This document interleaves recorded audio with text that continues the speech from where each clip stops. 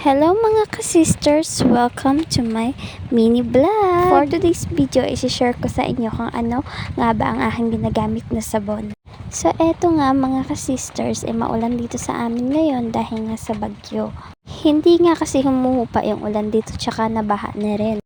Habang nag-aayos nga ako dyan ng towel ay tumawag ang aking ate na pupunta daw ako sa kanila, kaya ayan ang aking outfit. Sana all outfit ha, parang lola ako dyan eh. Pero mas gusto ko yung damit na yan kasi nga mahaba siya. Huwag kayo, 10 piso ko lang yan nabili sa ukay, o baka naman ibabash nyo ako kasi sa ukay na ako bumibili ng mga damit ha, nasa nagsusuot yan kung bagay ba o hindi. So ito nga, pupunasan ko muna ang aking buhok para masuklay ko na at makapagsimula na ako na mai-rekomenda sa inyo itong sabon na ito. Dahil talagang nire-recommend ko sa inyo dahil napakaganda talaga. So ito nga, habang nagsusuklay ako guys, tignan nyo naman yung buhok ko. Nako, wag na pala pansinin yung paligid. Sorry dahil hindi nga naman kami mayaman, kaya iyan lang. Pero magpapasalamat pa rin ako kasi kahit pa paano may bahay kami. So ayan nga, kitang kita naman na struggle dyan. Ayan, hirap na hirap yung ating sa kakasuklay kasi yung bandang dyan, yung banda dyan kasi matigas siya. Ayan, tignan nyo guys. So ayan, habang naliligo nga kasi ako kanina, dumating itong delivery rider at eto nga, deliver niya yung parcel ko. Alam mo yung kagandahan dito sa sabon is mabango siya. So ito na. Okay, mag-aayos muna tayo. Ito lang guys kasi nga alam niyo naman na mamaos ako, sorry sa boses ko. So hindi niyo nga pala alam na namamaos ako kaya ipapaalam ko na sa iyo. So ngayon alam niyo na. Ito, mag-aayos muna ako ng pagmumukha ko. Sorry, parang nagsasalita ako dyan kasi may kausap ako dyan. Kinakausap kasi ako nung kapatid ko nasa labas. Ayan, sagot din ako ng sagot. Yan, lipstick. Yan. Huwag masyadong mapula ate. Baka magmukha kang ano dyan. Jollibee. Ayan, so, nagli-lipstick muna. Ayan. Dapat pala time lapse yung ginamit ko dito kanina habang nag-aayos ako kasi matagal-tagal. Mahaba yung video. Ayan, eyeliner. Cotton pala yung ginagamit ko dyan guys kasi ayoko gumamit ng brush. Sa kilay, ayan. Kasi hindi naman kasi makapal yung kilay ko. Baga ginagamitan ko siya ng ng tawag pa dito. Ba yan? Nauutal-utal. So, ayan. Brush. Pahid hanggang sa kumapal. Yung parang maging si ka na. Si Madam Kilay. Ayan.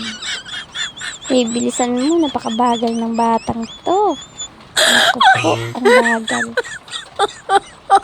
Sa inyo muna habang nag-ayos ako, ikukwento ko muna sa inyo kanina yung nag-deliver dito ng parcel ko. Si Kuyang Rider yon. Ito kasi yon. Habang nililigo ako,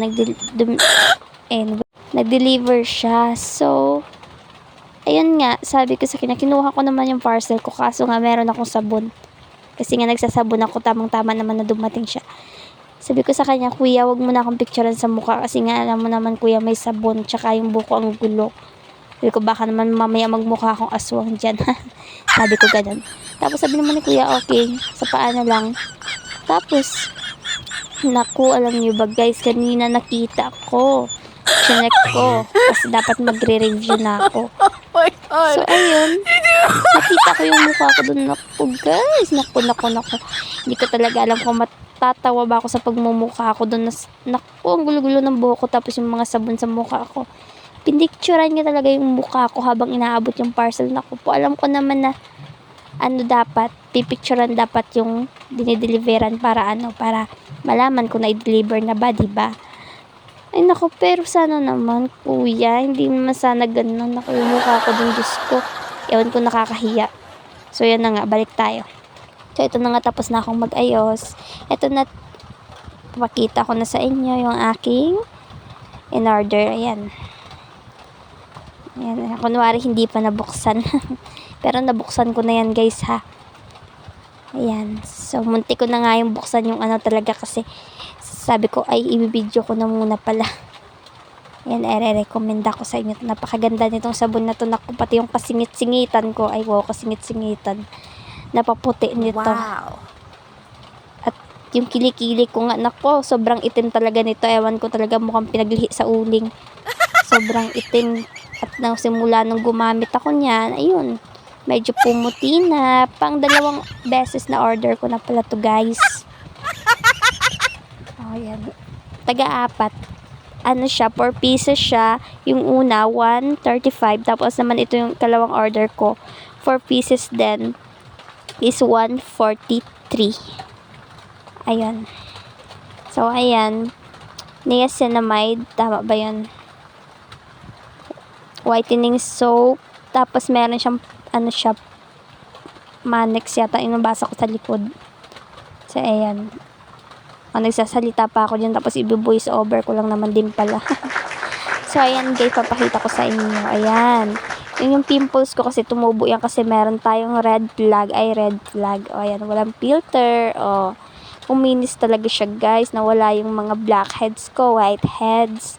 Tapos, yung mga dark spot. Ayun, nawala. Nako. Yung parang naunat yung mukha ko. Napakaganda. Ang kinis. Huwag yun napansinin yung iba dyan kasi nga na may red flag tayo. Natural lang yan na tutubuan talaga tayo pag meron tayo. So, ayan. Ayan guys. Ayan, ayan. Pinipil ni ate nyo. Ayan. Pil na pil. Pango naman. Ay, sorry. Pango. So, ayan guys. Oh. Huwag na kayong magdadalawang isip na mag-order niya kasi sobrang ganda talaga niya. Niacinamide Whitening Soap. Ayun. Hanggang dito na lang muna mga kasisi. Paalam!